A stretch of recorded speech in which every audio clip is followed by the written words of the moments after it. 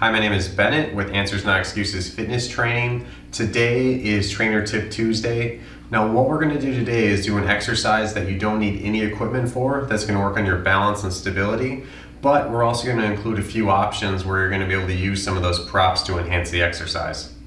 Alright, so what we're going to do today is something called a single leg knee tuck with a rotation. There's a lot of different ways we can do this, and I'm going to show you a couple of ways you can make this exercise harder with like a balance pad or a BOSU, something like that. So the first thing we're going to do is we're just going to end up using the wall because we want to make sure we do this really well. I'm not so much concerned without you working on just your balance. So initially, if you're unable to do this exercise isn't going to work for you. What we're going to end up doing when we use the wall is picking up this leg that's closest to the wall as high as you possibly can, and I'm going to actually try to get my outside shoulder facing that wall and touching it, and then I'm going to try to set my foot down, and I'm just going to keep repeating this for reps.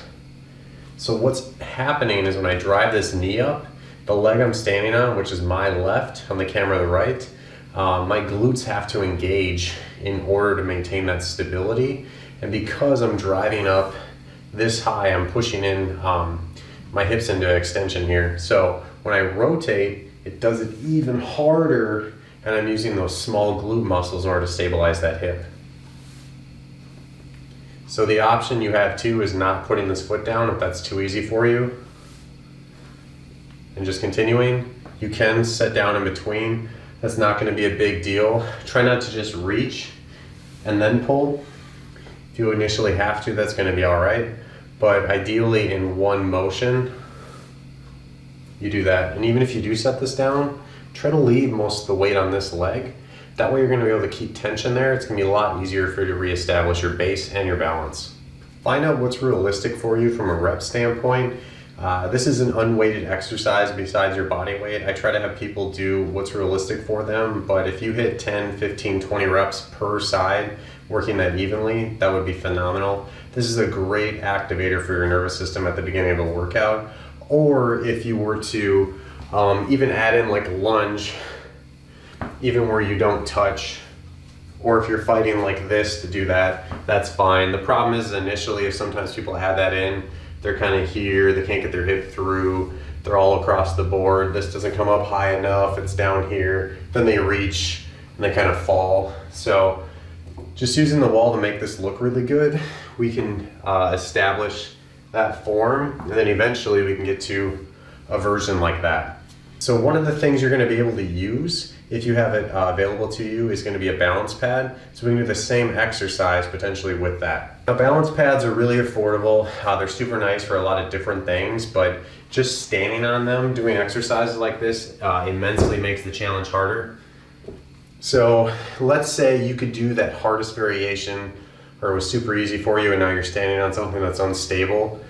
This, you maybe have to regress the movement a little bit in order to do that, and that's okay. Maybe you do have to just start doing this because you're all across the board and your ankle's just freaking out and you can't quite get that.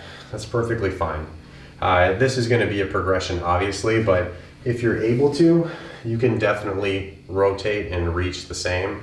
And just remember, this shoulder that's the farthest away from the wall, we want to get that facing the best that we can. If you're just doing this, we're not rotating, we're not pulling this hip into further extension, and you're not going to activate your glutes the same. This is not quite what we're looking for. This, even if you're touching, is. So one of the other options you're going to have is a BOSU, which is just going to be a half rounded circle here. We would end up, well, we could use either side really. I prefer to use this blue side for this because of how unstable it is, where the other side I feel like I can just kind of auto-correct. Plus I don't have shoes on right now, so the other side makes it a little slipperier.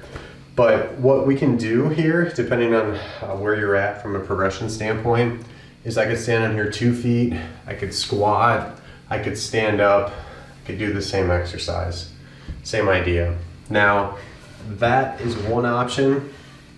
I could also look at doing a reverse lunge, making sure I try to keep this knee stable here, standing up, doing the same thing.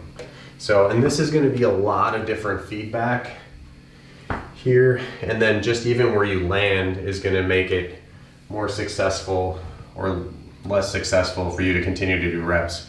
Like on that first one I did, I kind of fell behind here. Ideally, I'm going to put it about right here, a little bit over where my shoulder is. But that's part of it. You're fighting what you're doing.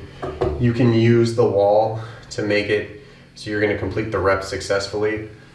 And again, even if you had to back off that or you don't have it and you wanted to do it without the wall and you feel like you can be super sturdy doing it that way, that's also going to be an option for you. So I hope you found that helpful, and if you have any questions, feel free to reach out.